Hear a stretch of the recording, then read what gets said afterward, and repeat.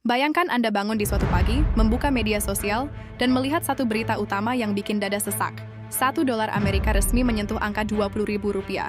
Mungkin sebagian dari kita berpikir, saya kan kerjanya di Indonesia, gajinya rupiah, jajannya cilok pakai rupiah, emang ngaruh ya buat hidup saya?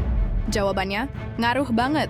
Dan efeknya bisa langsung terasa sampai ke dompet Anda hari itu juga. Saat ini, posisi rupiah kita memang sedang mengalami tekanan berat dan terus membayangi level-level psikologis baru. Tapi, apa jadinya kalau skenario terburuk itu benar-benar terjadi? Apa dampaknya bagi tukang bakso di pinggir jalan, anak kos yang doyan mie instan, sampai nasib pekerjaan kita semua?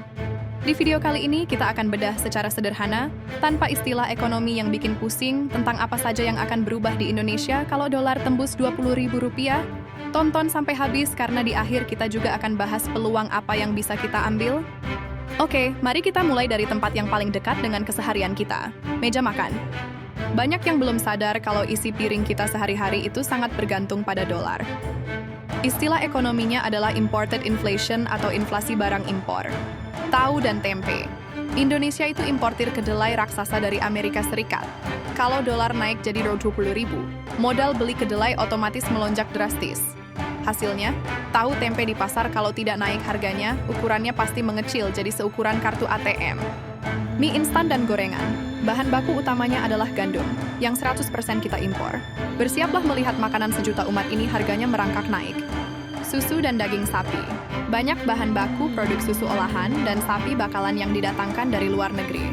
Industri distribusi makanan harus memutar otak agar tidak gulung tikar.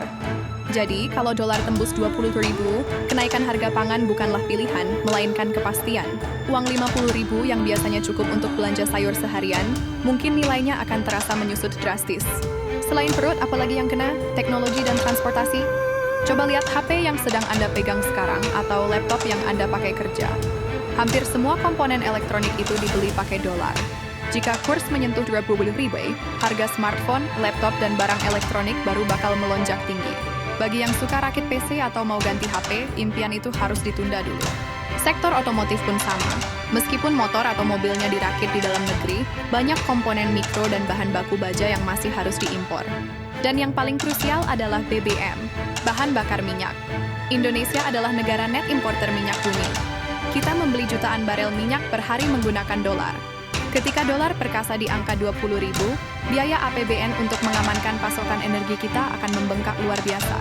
Pilihannya cuma dua bagi pemerintah, menambah utang untuk subsidi atau menaikkan harga BBM.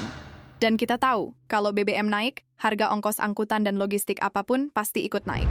Sekarang kita geser ke tempat kita mencari nafkah, dunia bisnis dan perusahaan.